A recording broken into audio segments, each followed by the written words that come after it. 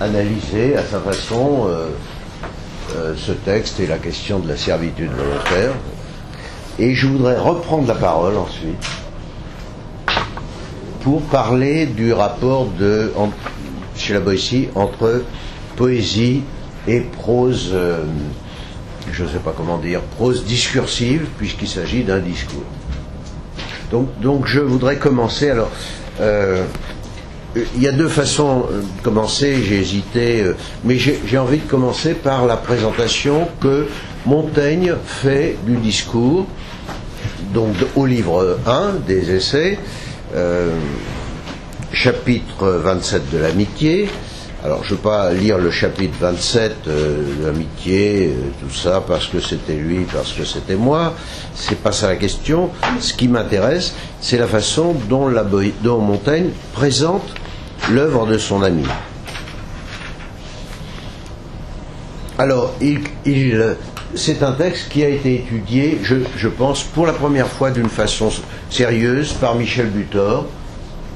Aussi surprenant que ça apparaisse, ce romancier extrêmement emmerdant est aussi un esprit critique très affûté. Il a écrit des essais sur les essais, dont un essai particulièrement sur la place que Montaigne voulait réserver au discours de la servitude volontaire dans les essais. Et donc il a étudié de façon très fine ce passage. Alors le chapitre d'amitié commence par un souvenir de Montaigne qui dit: un peintre de mes amis avait choisi dans une pièce le plus bel endroit de chaque paroi pour y mettre un tableau complètement élaboré, et tout autour il y mettait des grotesques et des fantasques, c'est-à-dire toutes sortes d'ornements. Et Montaigne dit en quelque sorte, c'est une expression de Patrick, je l'ai emprunté, il dit je vais bien jusqu'à ce second point avec mon peintre, mais je demeure court en l'autre et meilleure partie. Donc Florent arrive, d'accord, donc on va pousser le bordel. Bonjour. Ça ira comme ça? Oui, sauf qu'on va être obligé de laisser la porte ouverte parce que après on ne pourra pas la refermer. Sauf si je me colle à vous. Vous voulez faire comme il va se coller à moi. Bon, que faire? J'y tiens pas. Voilà, merci. Alors là, c'est pas très commode. C'est pas bon, moi, si je parle derrière. Et là, il faut enlever ça aussi. Là, carrément. Une seconde, ouais. Non, ça serait plus simple que vous laissiez? Non, ce serait encore plus compliqué. Non, je me souviens que je vous avais... On va y arriver. Oui, mais il y avait plus d'espace, je sais pas. Ah oui, c'est vrai, vous avez... Et là, vous arrivez à tourner, là? Ouais, c'est bon. Voilà. Bon, alors, donc... voilà, impeccable. Pardon, oui, mais je continue néanmoins.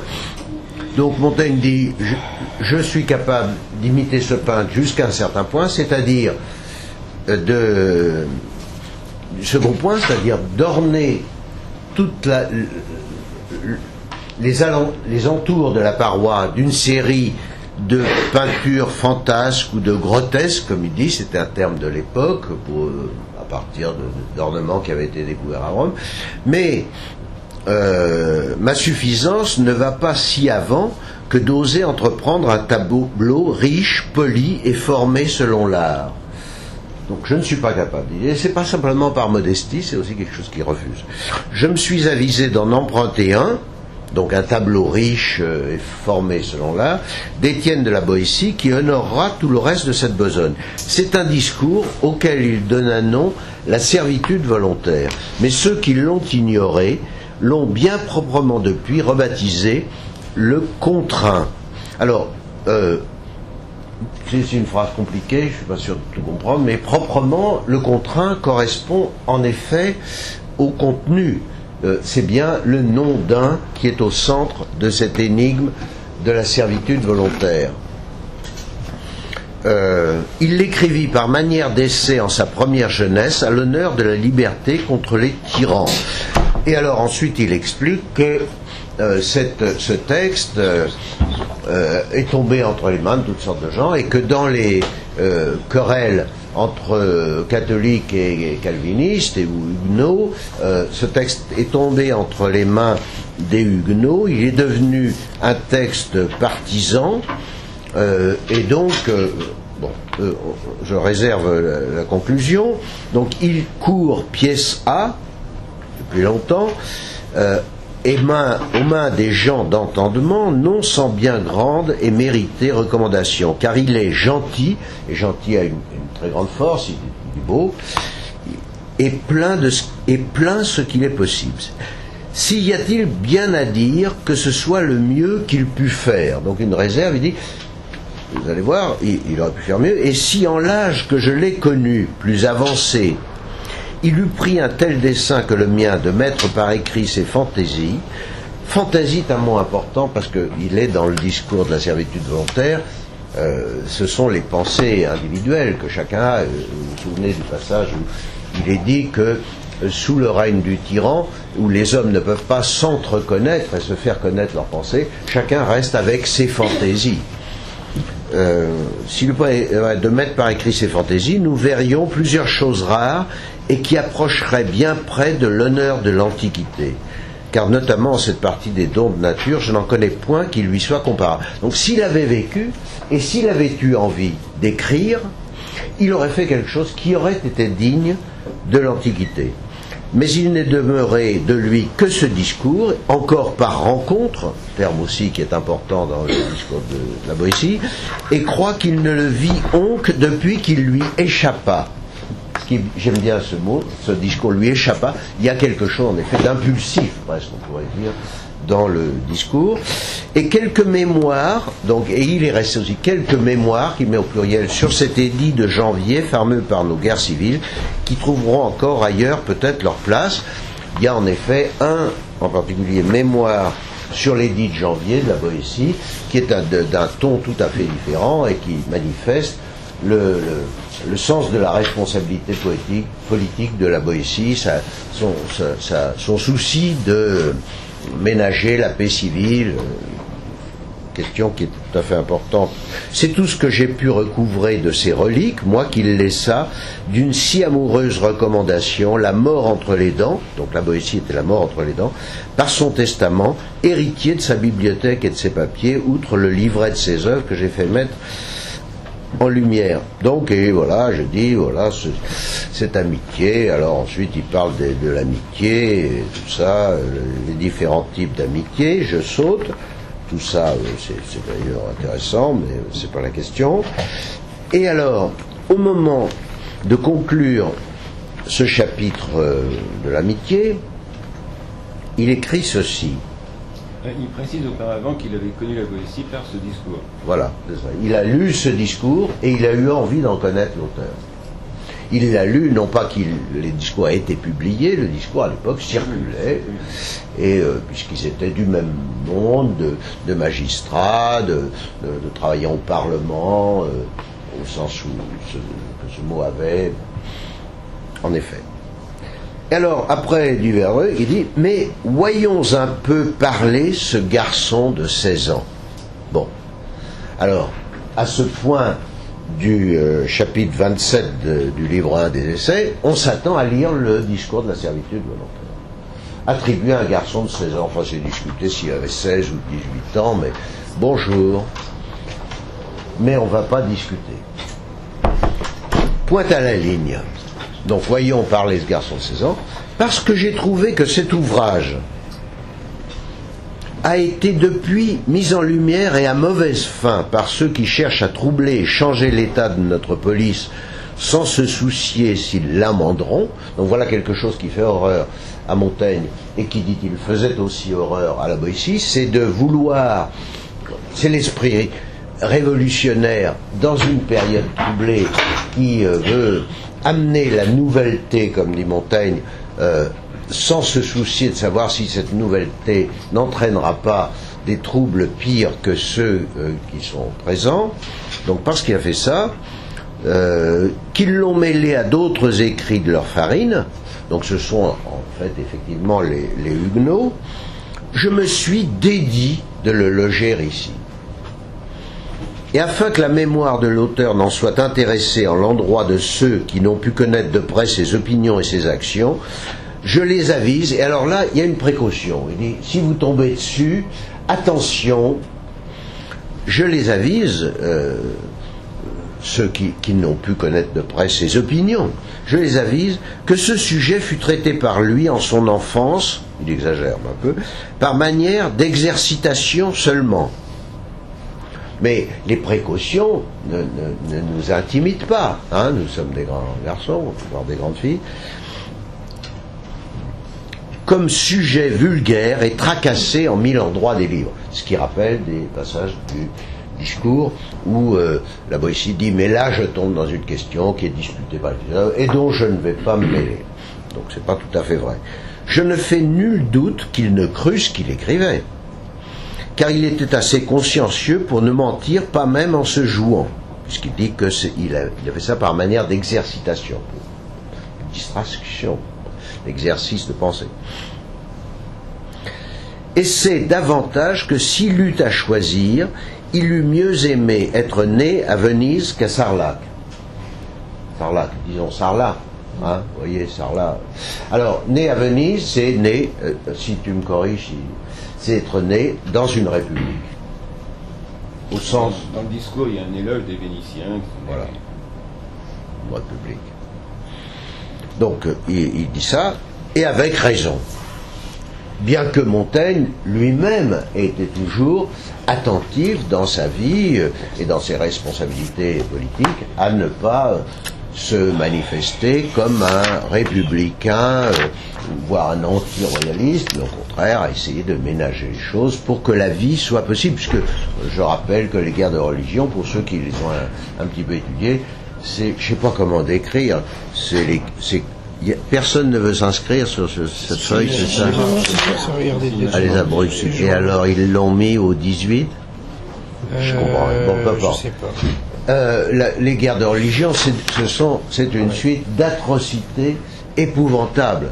Et des atrocités, en plus, populaires. C'est-à-dire, c'est pas simplement des armées ou des groupes armés qui s'en prennent à tel ou tel. Ce sont des villages entiers, ce sont des populations civiles qui vont étriper des populations de villages ou de bourgades ou de villes voisines. Donc il y a une atrocité très particulière des guerres de religion. Je ne sais pas à quoi le comparer.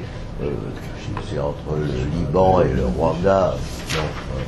Non, mais parce que Patrick Gauchard m'a fait lire un livre extraordinaire de l'historien Michel Crouzet sur, il s'appelle Les guerriers de Dieu.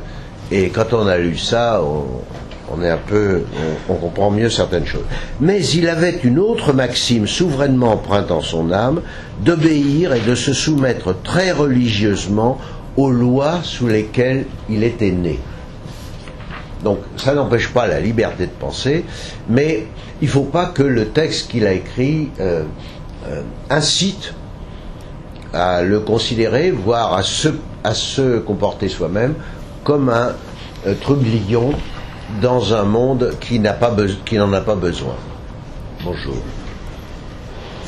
Il ne fut jamais un meilleur citoyen, ni plus affectionné au repos de son pays, ni plus ennemi des remuements et nouvelletés de son temps. Il reprend ce mot de nouvelleté que j'ai cité. Non, mais les nouvelletés, donc c'est l'esprit révolutionnaire en un sens, mais avec ce qu'il a de calamiteux. Il eut bientôt employé sa suffisance à les éteindre, ces nouvelletés, qu'à leur fournir de quoi les émouvoir davantage. Il avait son esprit moulé au patron d'autres siècles que ceux-ci. Or, en échange de cet ouvrage sérieux, j'en substituerai un autre, produit en cette même saison de son âge, plus gaillard et plus enjoué. Fin du chapitre 28, 29 sonnets d'Étienne de la Boétie. Alors, à la place, viennent 29 sonnets, qui sont écrits dans des mètres d'ailleurs variables.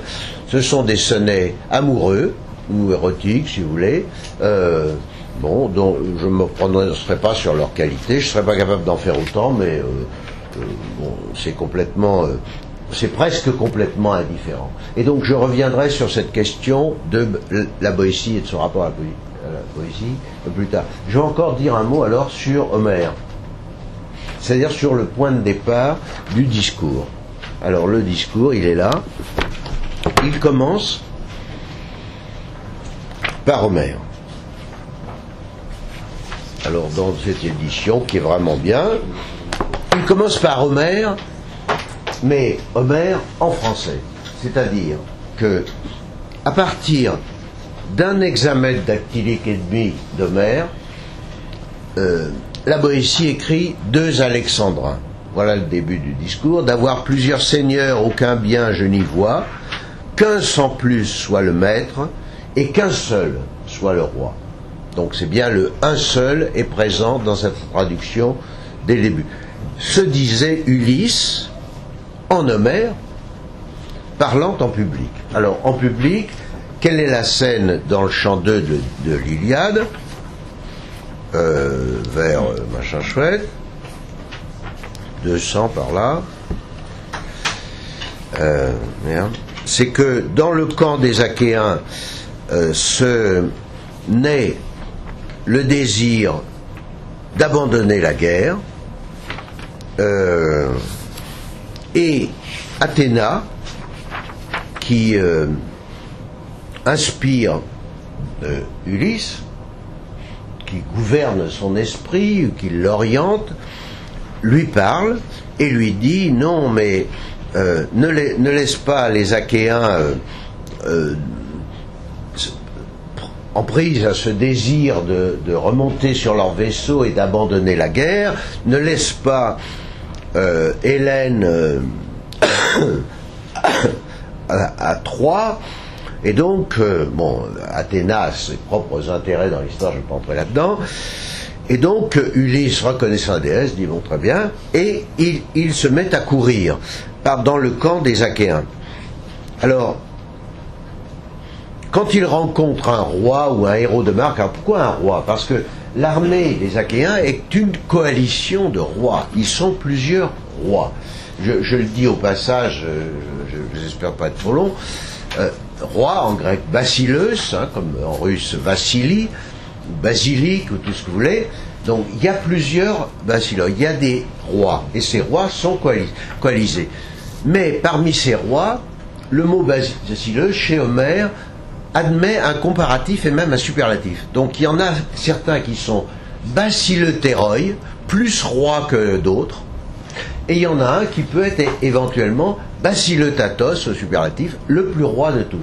Et c'est Agamemnon qui a pris la tête de cette coalition, il est le plus roi de tous, et on est dans un monde, ce monde poétique, qui est un monde dans lequel on ne peut pas dire qu'il y a des institutions étatiques du tout. C'est un monde certes aristocratique, il y a une armée, cette armée est dirigée par un roi, c'est difficile de savoir exactement ce qu'est un roi, mais il a un pouvoir, en même temps il n'a pas tout pouvoir, loin de là, et dans les assemblées homériques telles qu'on les voit dans l'Iliade, il y a un instrument qui s'appelle le skeptron, le sceptre, qui est une sorte de bâton ou je sais pas quoi, que l'on se passe, et quand on l'a, on a la parole. Donc on est dans un monde qui ressemble à beaucoup d'égards,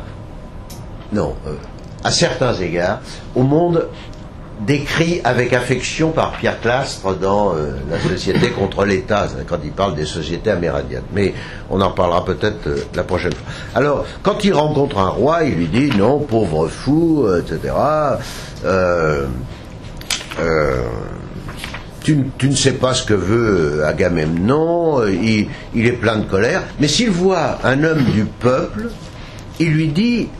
et qu'il le surprend à crier de façon séditieuse, en disant « Mais non, pourquoi ?» Il y en a un peu plus tard qui est très célèbre, qui s'appelle Thersites, qui a l'esprit moderne et démocratique, qui dit « Mais pourquoi on se bat pour permettre au roi de s'enrichir sur notre dos, etc. » Et Ulysse le frappe avec le spectre, le sceptre, mais pas le spectre. Oui, oh, ça va. Vous êtes vraiment des gamins. Il le frappe très méchamment avec le sceptre, c'est un passage très bouleversant d'ailleurs.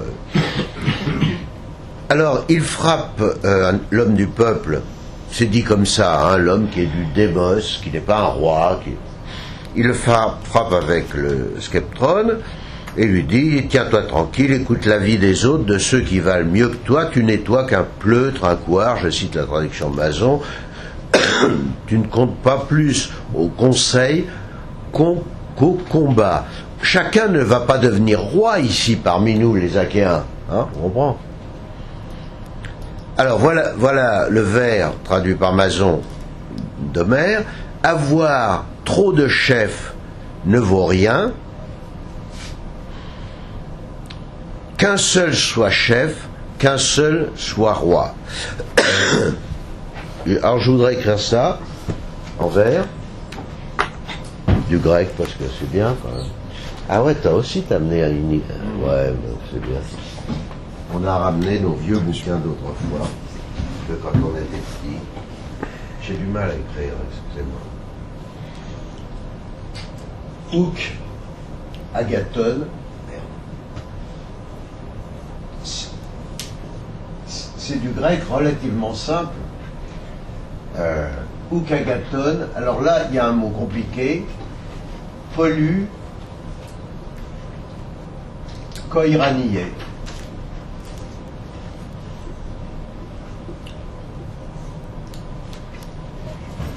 Heis, hein? Koiranos esto.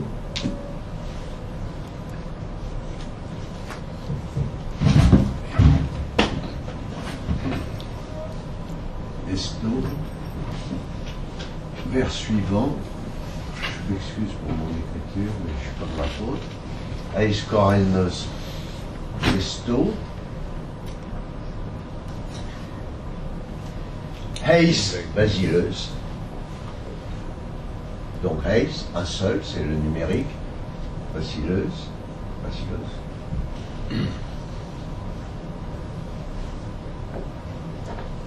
Heis basileus. On va s'arrêter là. Donc ça fait un hexamètre et demi. Alors, ce n'est pas bon, Kagaton, pollu koiranié, là, poli, alors, koiranos, il y a le mot koiranos qui n'est pas basileus, qui est un autre mot et dont je veux dire encore quelque chose. Alors, le koiranos, c'est quelqu'un qui oriente l'action, mais je vais en dire plus. Alors, la pollu koiranié, ça serait quand on a plusieurs qui dirigent l'action. Ça n'est pas bon. Kagaton. Heis, qu'un seul, ça c'est un subjonctif, soit koiranos, qu'un seul soit le leader, ou si vous voulez, pardon, je vous ai faire coincer.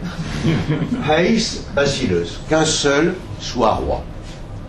Alors, donc dans ce monde homérique qui voit en quelque sorte l'émergence de cette réalité qui reflète, c'est un monde imaginaire, mais qui a dû avoir un rapport avec quelque chose qui a existé, l'émergence de ce pouvoir très particulier qui est celui du basileus, du roi, qui hante ensuite l'imaginaire politique de la Grèce classique.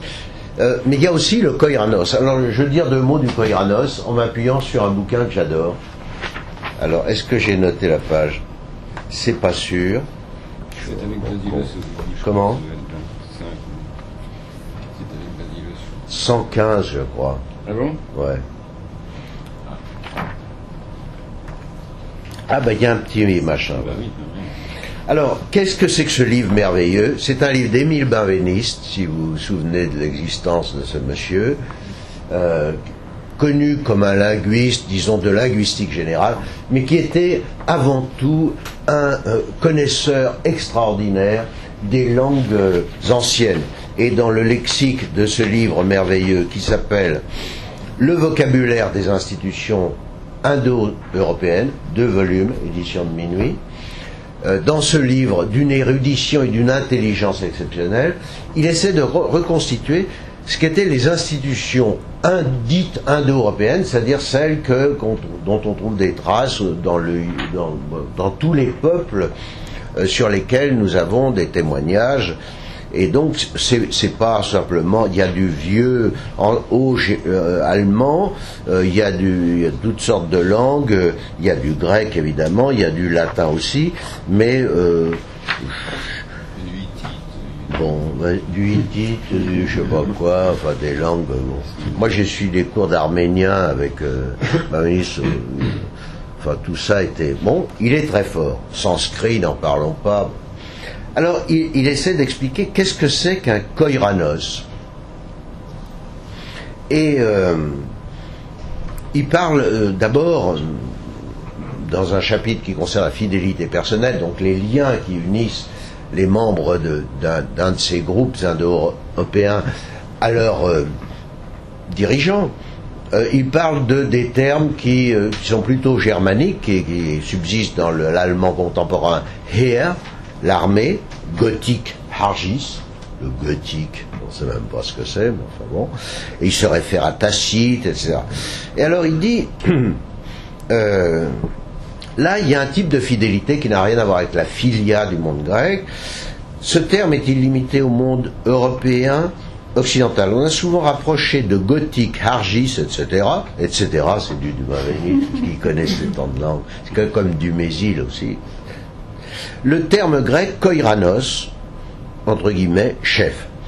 Il est curieux en effet que la formation de koiranos coïncide exactement avec celle de l'islandais Herjan, l'islandais, chef d'armée, et incite par là à supposer en grec, etc. Bon, alors qu'est-ce que c'est qu'un koiranos? Ça nous intéresse pour ce passage. Chez Homère, le koiranos exerce les fonctions de commandant, et le terme pris en cette qualité comporte un verbe dérivé, koiraneo, faire le koiranos.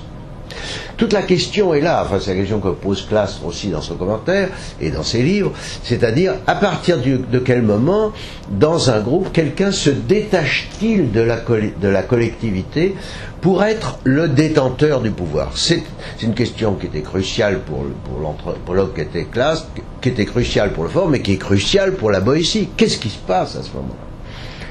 Non pas que je sois contre, moi je m'en fous, mais par exemple, alors ici, Iliade 207, donc c'est proche du passage que je viens de citer, 207, pardon, Os de koiraneon diepes straton, ainsi il parcourait l'armée en s'adressant à elle, koiraneon, en faisant le koiranos.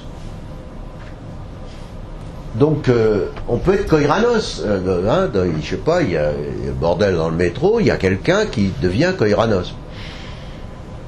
Koiraneon, participe présent, consiste à réprimander les uns, encourager les autres, ramener au calme les plus excités, rendre confiance aux moins valeureux. À ceux qui veulent imposer leur avis et se mêlent de donner des conseils au chef, il rappelle. Alors là, il cite ce que je viens d'écrire au tableau. Ou qu'Agathon, c'est pas bien qu'il y ait plusieurs, il faut qu'il y en ait un. Bon.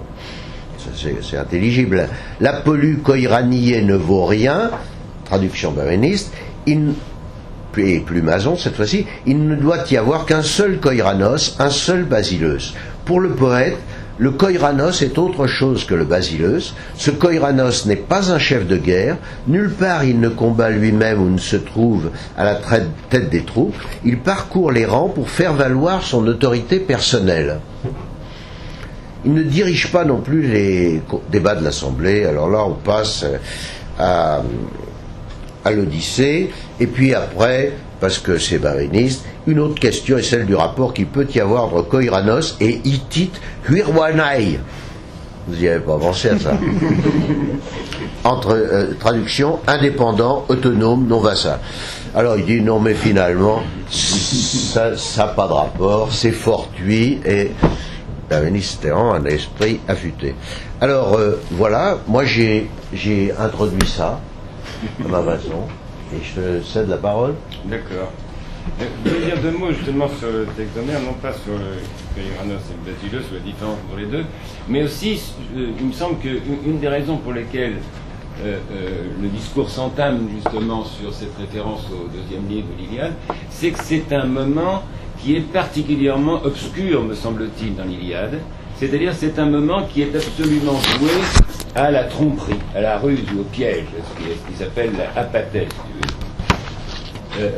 C'est-à-dire dans ce que Pierre a peut-être fait rappeler, c'est que il y a toute une série de ruses en cascade en quelque sorte, et on ne sait pas très bien d'ailleurs si Ulysse est tout à fait au courant, certainement pas au courant de tout, mais certainement au courant de la ruse précédente. C'est-à-dire, pour résumer en un mot, Zeus est un peu embêté parce que la mère d'Achille vient le voir lui disant non, ça va pas du tout ce qui se passe avec Achille, il faut absolument qu'il soit vengé en quelque sorte de l'affront que lui a fait Agamemnon. Bon, Bon, ça discute un peu, finalement, Zeus dit oui, avec un geste, donc il veut dire oui, et là, par ce geste, il se trouve absolument engagé.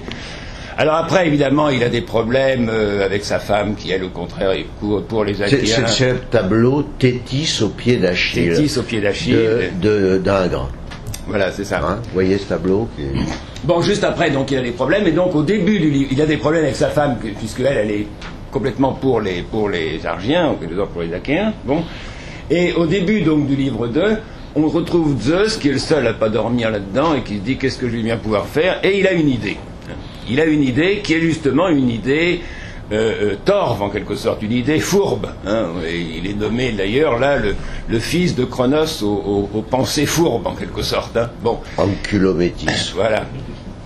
Et c'est en angle. Et il lui dit donc son idée. C'est de suggérer à Agamemnon d'aller à la bataille en lui disant ça y est, vous allez avoir Troie, ça y est, le moment de la victoire effectivement est arrivé. Hein, bon, et donc il lui envoie un songe sous la figure de Nestor, effectivement, bon, qui lui dit cela en quelque sorte. Bon, ça y est, maintenant, allez à la bataille, donc et bon. Donc évidemment, il est assez content, mais donc il rassemble effectivement une assemblée de vieillards, donc on ne sait pas très bien d'ailleurs si Ulysse est à cette assemblée ou pas. Bon. Et il dit à ces vieillards, bon ben voilà le songe qui m'a été envoyé. Bon, on dit bon, alors les gens disent, et même Nestor, qui est le plus sage, dit bon, ben, puisque ça a été envoyé à Agamemnon, bon, ça serait quelqu'un d'autre, j'y croirais pas, mais puisque ça a été envoyé à Agamemnon, d'accord. Hein, bon, mais je vais tâter l'armée. Et donc je vais leur dire le contraire. Et donc, à l'assemblée qui a lieu un petit peu après, hein, Agamemnon fait une grande déclaration en disant « Catastrophe, Zeus m'a complètement mené en bateau, il nous avait promis la victoire de Troie, etc. Mais pas du tout. Hein, on n'aura jamais Troie et il faut qu'on s'en aille. » Bon. Et c'est à ce moment-là, justement, que l'armée eh bien, se débande, en quelque sorte, et que chacun va vers les vaisseaux, etc. etc. Et c'est à ce moment-là seulement donc qu'arrive l'histoire d'Ulysse. Alors, bon, si je raconte ça, c'est seulement pour indiquer qu'on est là dans un monde qui est d'une obscurité, en quelque sorte, redoutable, c'est-à-dire où chacun des personnages, d'une certaine façon, Ulysse, Agamemnon, bon, Zeus, évidemment, est un petit peu à part, mais enfin, il est lui-même fils de... Bon, où chacun, justement, des personnages est à la fois trompeur et trompé, en quelque sorte. Où chacun... Alors, ça me semble un point, justement, important, me semble-t-il, enfin, du moins, bon... Pour la manière justement dont la Boétie entame son discours en le mettant, me semble-t-il, sous ce jour de la tromperie, sous ce jour de la ruse, hein, sous ce jour du piège, d'une certaine façon, bon, et donc disons les choses en un mot en quelque sorte, dans un monde qui est radicalement dépourvu de franchise, hein, dans tous les sens de que l'on peut donner à ce terme. Alors, ceci dit, si la Boétie place son discours sous le signe de la servitude volontaire, bon, je ne cite pas justement les textes qui vont dans ce sens-là, puisque bon, vous savez qu'on n'a pas de manuscrit effectivement de la Boétie. Bon, la manière dont ce texte nous est parvenu est une manière compliquée, que tu as rappelé tout à l'heure, en grande partie justement par des éditions pirates, etc., etc.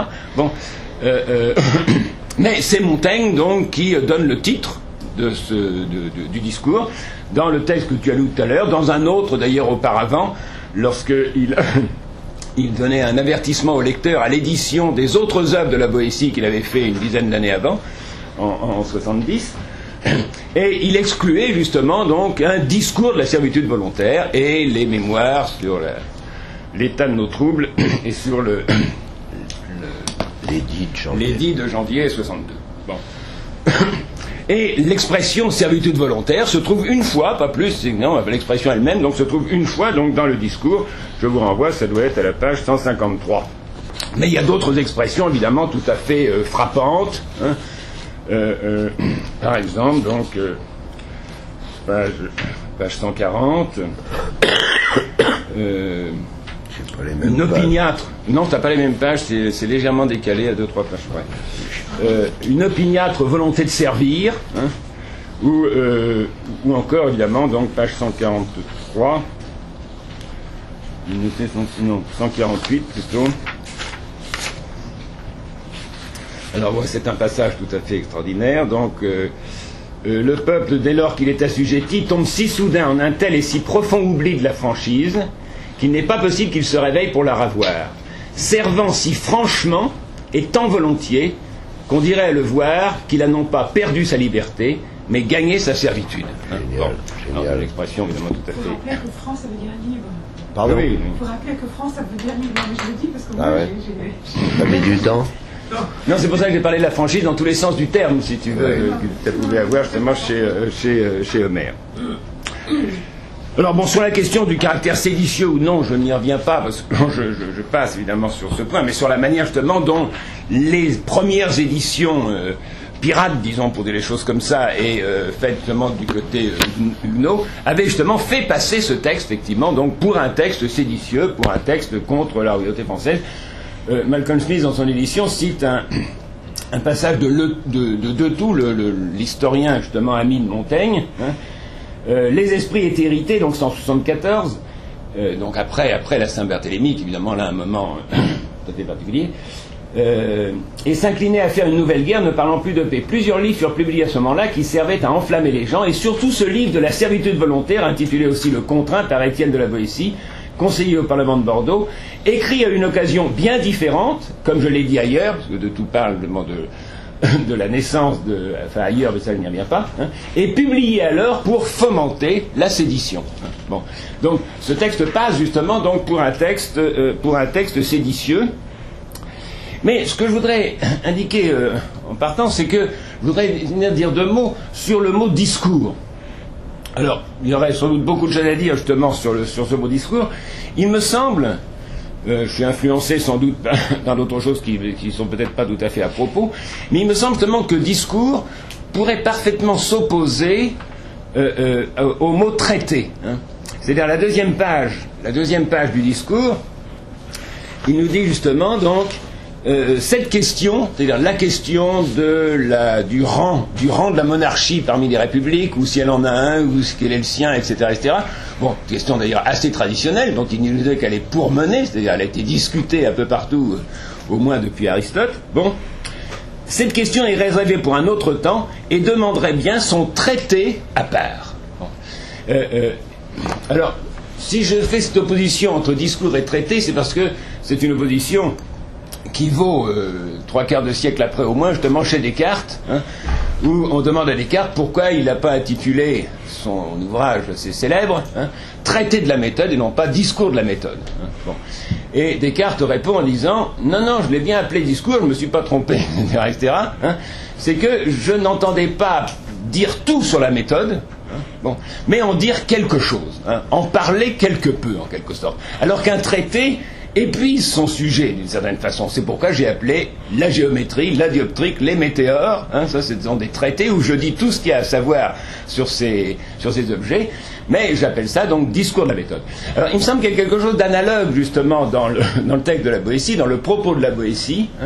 C'est-à-dire, le discours n'est pas justement donc une manière de traiter une question débattue, ni de prendre parti dans un débat, de prendre un parti et de justifier un parti dans un débat qui est bien balisé ou qui est bien pourmené, comme il dit, et qui est traditionnel en quelque sorte.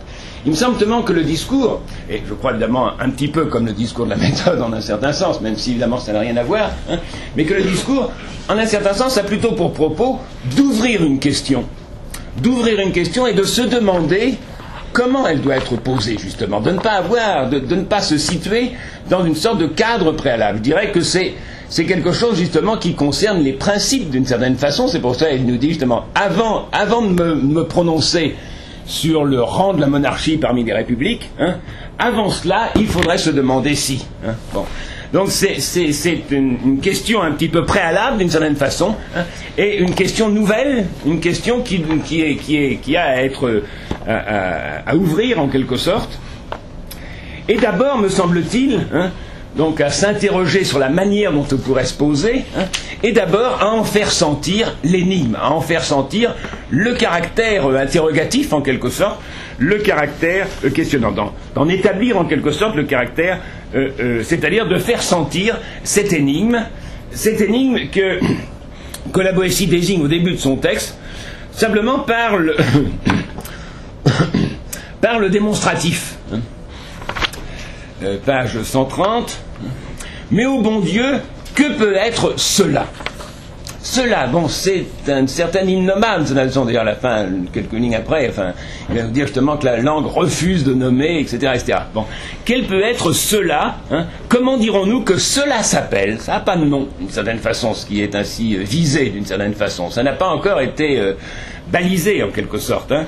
Quel malheur est celui-là? La page suivante aussi. Pourrons-nous nommer cela? Est-ce lâcheté? Hein? Appellerons-nous cela lâcheté? Hein? Bon.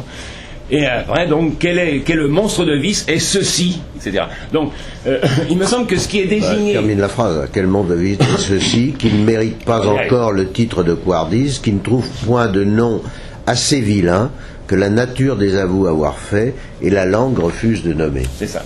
Donc c'est bien, en un certain sens, c'est bien une énigme, c'est-à-dire que toutes les coordonnées sur lesquelles on peut pointer quelque chose se trouvent là justement récusées en quelque sorte, ni la nature, ni la langue, etc., etc.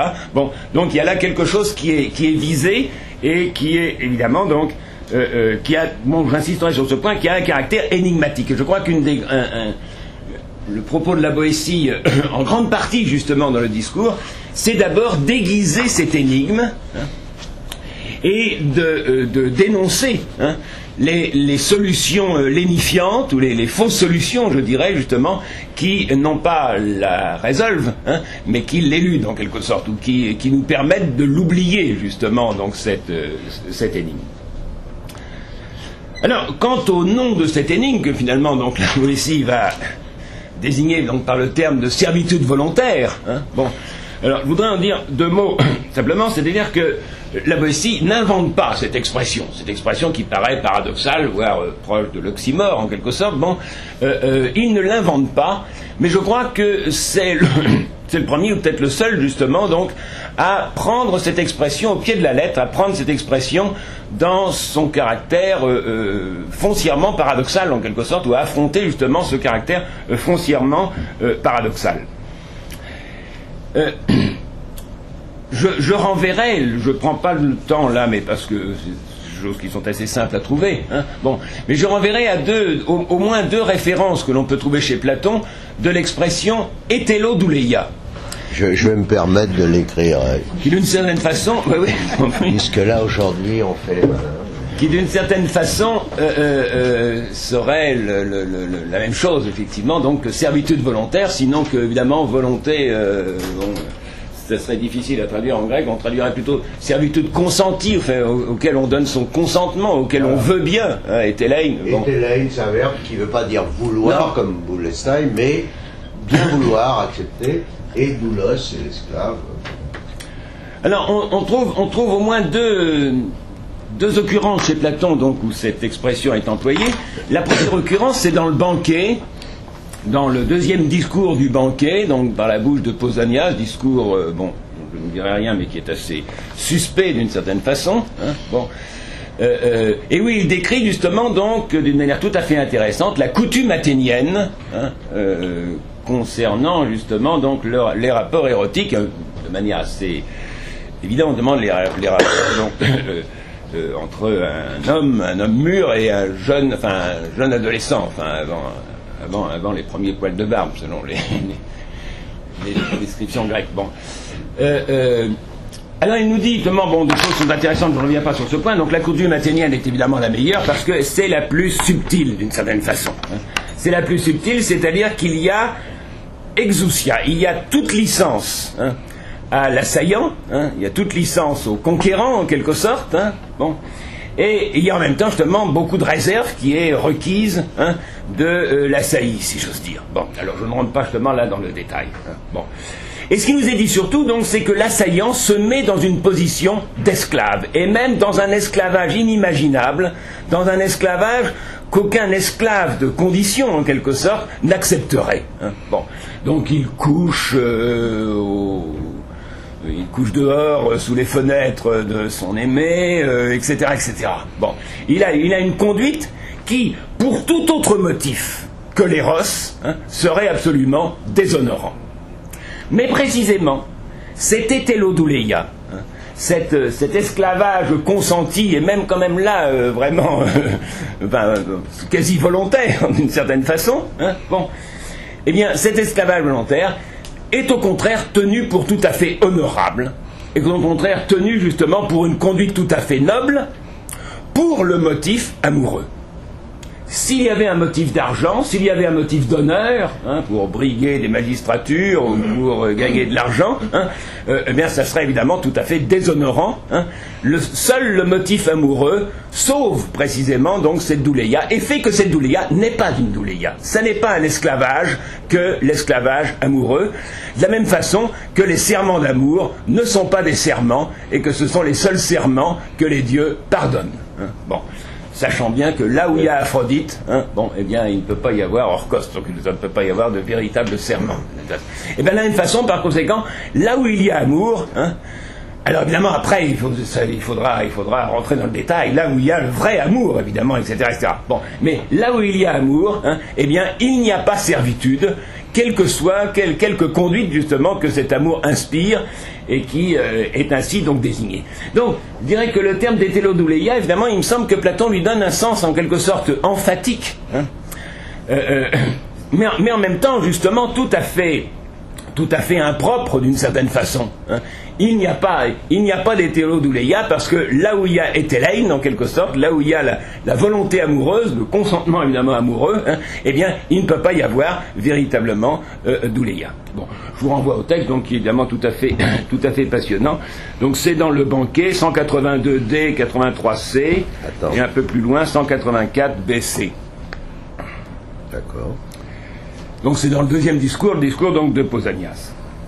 Il y a une deuxième occurrence que je voudrais simplement évoquer, donc c'est dans La République, livre 8 de La République, dans cette description tout à fait magnifique, mais dont tu as déjà parlé effectivement, donc concernant la démocratie, hein, le tableau justement donc Platon fait justement de la démocratie, et plus particulièrement ici de la démocratie extrême, c'est-à-dire de cette démocratie, puisque c'est un passage où Platon explique justement donc que la démocratie, que les démocrates là justement se font les fourriers en quelque sorte de la tyrannie, donc c'est le passage entre la démocratie et la tyrannie. Bon, alors je cite simplement donc ce passage où la démocratie s'intoxique en quelque sorte de liberté, puisque c'est le terme, c'est le mot de la démocratie par excellence, donc c'est le bien démocratique par excellence, la liberté, et où on trouve d'ailleurs le terme exousia aussi, donc cette liberté qui est plutôt justement une sorte de licence. Bon, la démocratie, la cité ainsi intoxiquée justement à la liberté, assoiffée de liberté, hein, bon, eh bien, quand elle trouve à sa tête de mauvais échansons, bon, je prends la traduction là, j'ai pas pris la tienne. Parce que, non, mais j'ai pas pu, non, j'étais trop chargé. Il ne connaît plus de mesure et s'enivre de liberté pure comme le vin pur qui est la chose odni, enfin, chez les Grecs. Alors, si ceux qui gouvernent ne sont pas extrêmement coulants, hein, Paché dit complaisant, je crois qu'il a effectivement raison, praos, bon. Et ne lui donne pas une complète liberté, il les met en accusation, il les châtie comme des criminels et des oligarques, c'est ce qu'il fait. Et si les citoyens qui sont soumis aux magistrats, on les bafoue, on les traite d'hommes serviles, mais bon là c'est très mal traduit effectivement, on les traite d'esclaves volontaires, hétélodoulos, et comme de rien du tout, hein, Tekai Uden Ontas. Hein, bon, donc c'est République 562D. Hein, bon. Alors là aussi, par conséquent, le terme, l'expression chez Platon n'est pas prise au pied de la lettre, bien entendu. Là aussi, elle a un caractère emphatique. Cette fois-ci, c'est pour souligner l'hubris de ces démocrates extrêmes, l'hubris licencieuse de ces démocrates extrêmes, qui traitent justement donc d'esclaves volontaires les citoyens soumis à la loi et soumis aux magistrats comme il convient, en quelque sorte. Bon. Donc, dans les deux cas, il me semble-t-il, chez Platon, bon, il y a peut-être d'autres emplois, mais dans ces deux emplois chez Platon, justement, il me semble que l'expression est toujours en quelque sorte impropre, si j'ose dire, justement, hein, et qu'elle sert justement donc plutôt à souligner la transcendance d'Eros d'un côté, hein, et de l'autre, justement, eh bien, le caractère justement tout à fait fourvoyé, hein, jusqu'où se fourvoient en quelque sorte les démocrates extrêmes. Alors il me semble au contraire donc ce que va viser justement la Boétie, c'est tout à fait autre chose. Le propos de la Boétie est tout à fait autre. Il consiste justement à prendre cette expression tout à fait au sérieux et à défaire cette idée donc que là où il y a consentement, il n'y a pas servitude, en quelque sorte, que là où il y a volonté, justement, il n'y a pas servitude, hein, et que donc l'expression est purement et simplement donc oxymorique. Alors, bon, ce que je voudrais essayer donc d'indiquer, c'est que cette servitude, d'abord la Boétie la donne comme une servitude universelle. Je renvoie donc page 134. Alors on s'étonne de ceci ou de cela, hein.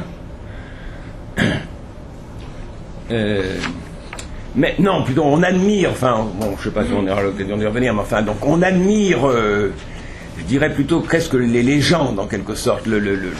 Les deux pages précédentes, c'est des pages sur les guerres médiques en particulier, c'est-à-dire sur le feu, hein, que met la défense de la liberté, hein, chez les Grecs, en quelque sorte, hein, et que les guerres médiques sont donc la victoire de la liberté sur la domination, de la franchise sur la convoitise. C'est comme ça que se termine ce passage, hein. Ce que je demande de remarquer justement, donc, c'est que tout ce passage est sur le mode du on, hein. Qu'on mette, hein, on ceci, on, enfin, qu'on mette d'un côté 50 hommes, hein, auquel promettra-t-on par conjecture, etc., etc. Bon, tout ce passage justement est sous le signe du on, c'est-à-dire, me semble-t-il, sous le signe de la légende, sous le signe du mythe, pour dire les choses. Bon, c'est de l'histoire, bien entendu, si vous voulez. Bon, mais c'est une histoire qui a, me semble-t-il, donc ce caractère du mythe ou de la légende, et c'est pourquoi le texte donc que je me référais, 134, ces choses étranges d'ouïr parler de la vaillance, hein. Donc c'est ce dont on ouït parler justement donc de ces exploits, hein, des Grecs contre les Perses. Mais ce qui se fait en tout pays, par tout homme, tous les jours, Par tous les hommes. par tous les hommes, par tous les hommes, tous les jours, qu'un homme matine 100 000 et les prive de leur liberté, qui le croirait s'il ne faisait que l'ouïr dire et non pas le voir. En d'autres termes, ce que la Boétie vise, hein, cette servitude universelle, ce qui a lieu sous nos yeux, ce qui a lieu sans cesse par tous les hommes, tous les jours, en tout pays, hein, bon, eh bien, il faut le voir pour le croire. Et donc il y a dans ces premières pages, si vous voulez, donc le terme justement voir, le verbe voir, hein, est employé sans arrêt. C'est comme si la Boétie, vous nous braquez les yeux, enfin nous mettez le nez et l'œil en quelque sorte sur cette chose, précisément sur cette grande chose et si commune, hein, comme il dit, qu'est la servitude. Donc je renvoie par exemple donc page 129, page 130, page 131 où le terme de voir, hein, c'est ça qui est extraordinaire en quelque sorte, hein, c'est pourtant ce qui s'offre sous nos yeux, hein, tous les jours, par tout pays, par tous les hommes. Alors, c'est ce qu'il appelle aussi bien justement donc un monstre de vice. Bon, tu as lu le texte évidemment tout à l'heure, hein, quel est ce monstre de vice?